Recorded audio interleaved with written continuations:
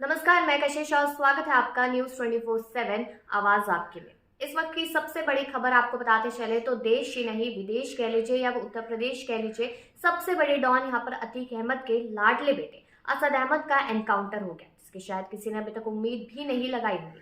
लेकिन अगर कहीं ना कहीं देखा जाए तो उत्तर प्रदेश का यहाँ पर हर एक गुर्गा जो पूरी तरीके से अब दहशत में आ चुका है, क्योंकि योगी आदित्यनाथ का जो समय है उसमें किसी का भी बचना कहीं ना कहीं मुश्किल ही माना जा रहा है।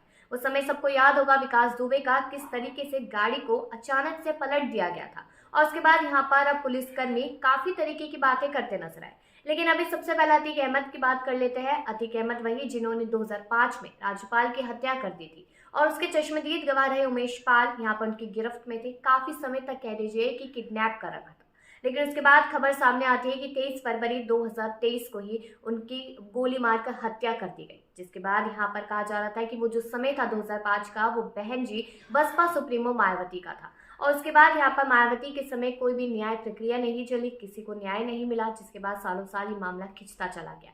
अब साथ ही साथ यहाँ पर जब योगी आदित्यनाथ जो सीएम है उत्तर प्रदेश के, उनका समय आया तो उस दौरान देखा गया है कि यहाँ पर जब उमेश पाल के परिवार ने, उनकी मां ने, उनकी पत्नी ने यहाँ पर गुहार लगाई, तो उसके बाद पता चला कि हाँ शायद अब न्याय मिल सकता है। उसके बाद खबर सामने आती है अचानक से कि अतीक अहमद को गिरफ्तार कर लिया गया, और कहीं ना कहीं ये सवाल लोगों के मन में जरूर उठा कि शायद अतीक अहमद जल्द ही छूट जाएगा। लेकिन सबसे पहले उसे साबरमती ले जाया गया और कहा गया कि उत्तर प्रदेश में नहीं है, गुजरात में है, तो शायद बच जाएगा। लेकिन किसको याद था कि पीएम मोदी का वो जगह है, तो कैसे बचेगा यहाँ पर अतीक अहमद, ये सवाल लोगों के मन में आया।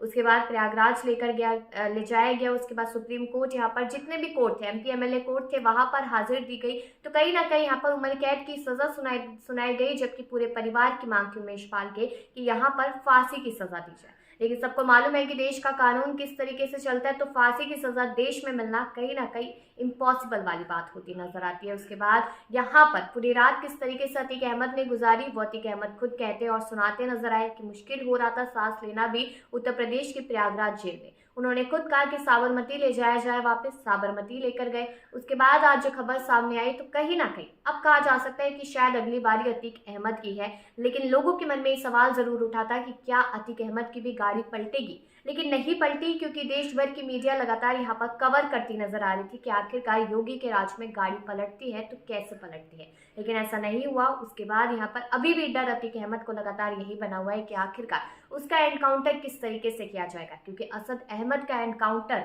जो डीजीपी यहाँ पर जो अमिताभ बताए जा रहे हैं, उन्होंने इस बात की पुष्टि की कि यहाँ पर डिप्टी एसपी जो थे नवेंदु और डिप्टी एसपी विमल, उन्होंने एनकाउंटर किया जब यहाँ पर गुलाम जो बहुत बड़े शूटर माने जाते उत्तर प्रदेश के, वो और यहाँ पर असद अहमद जो अतीक अहमद के लाडले बेटे हैं, वो दोनों ही साथ में बाइक पर सवार हो रहे थे, तभी एनकाउंटर कर दिया गया।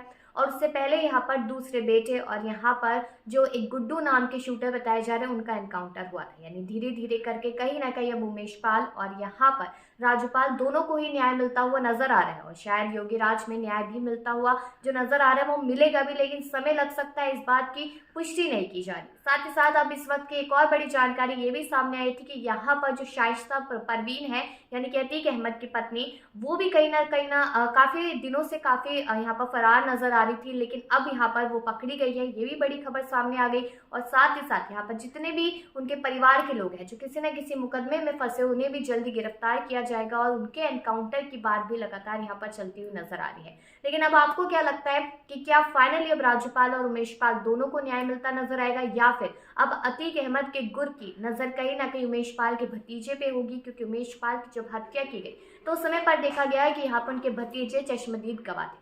तो इस पर अपनी राय जरूर दीजिएगा। तमाम ऐसी खबरों के लिए देखते रहिए न्यूज़ 24 आवाज आपकी।